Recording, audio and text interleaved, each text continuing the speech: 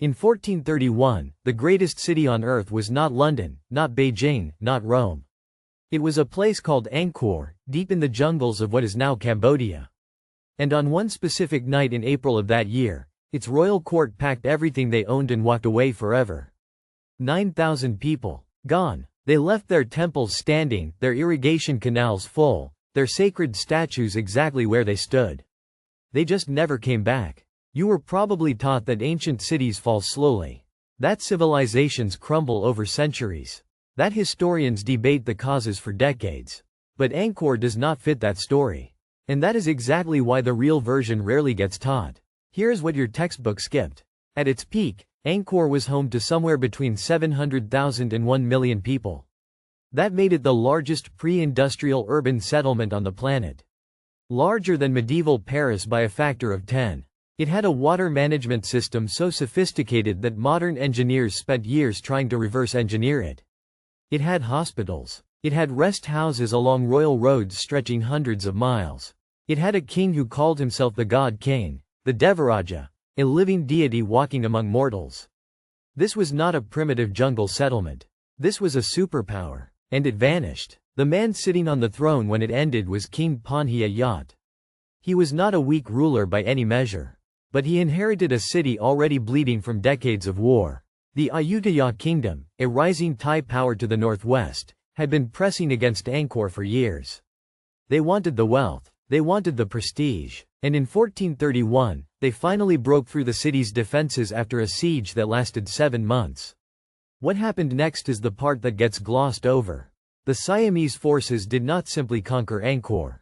They stripped it. They carried off thousands of Khmer scholars, artists, dancers, and priests. An entire intellectual class, kidnapped wholesale and transplanted to Ayutthaya. The knowledge, the culture, the administrative memory of the Khmer Empire was physically relocated. Think about what that means. It was not just a military defeat. It was a civilizational transplant.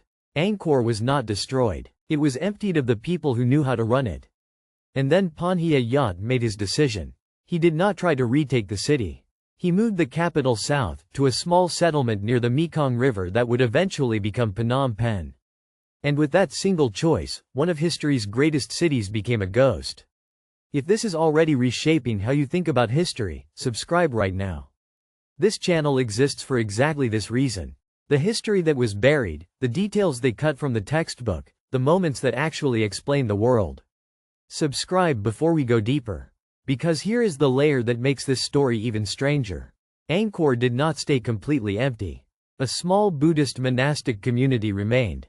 Monks continued to tend Angkor Wat itself. The temple never technically became ruins in the way we imagine. It was maintained quietly by a handful of devoted men for over a century. When Portuguese missionaries stumbled upon it in the 1500s, they were convinced they had discovered a lost civilization.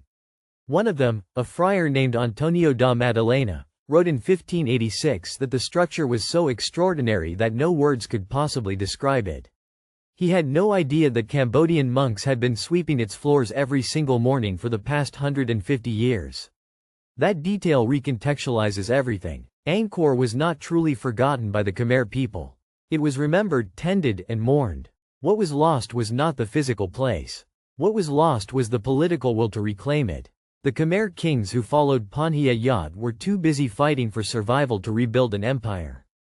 And so the greatest city their civilization had ever produced slowly became a symbol of what once was, instead of what could be again.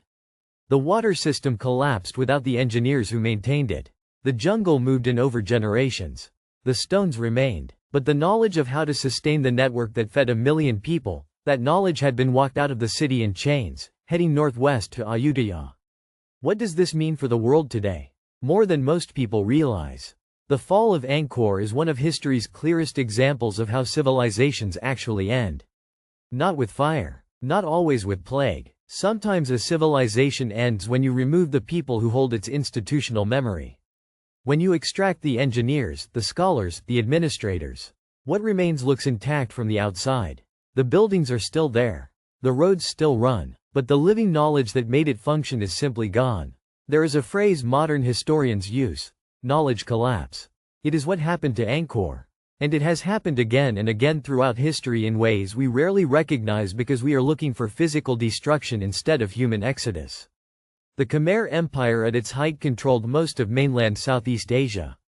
Its architectural legacy still defines the region.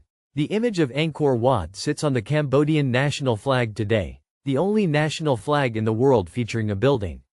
That is not decoration. That is a people telling the world that their greatest moment was also their greatest wound. That the thing they are most proud of is the thing they lost and have never fully recovered. 9,000 people walked away from the greatest city on earth in April of 1431. They did not walk away because they wanted to. They walked away because staying meant dying.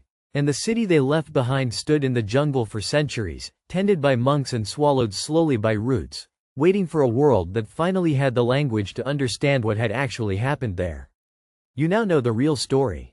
And you will never look at the word abandoned the same way again. If this changed how you see history, subscribe. Every week we go back to the moments they simplified, the events they softened, and the civilizations they buried in footnotes. The real story is always more extraordinary than the version you were given. Come find it with us.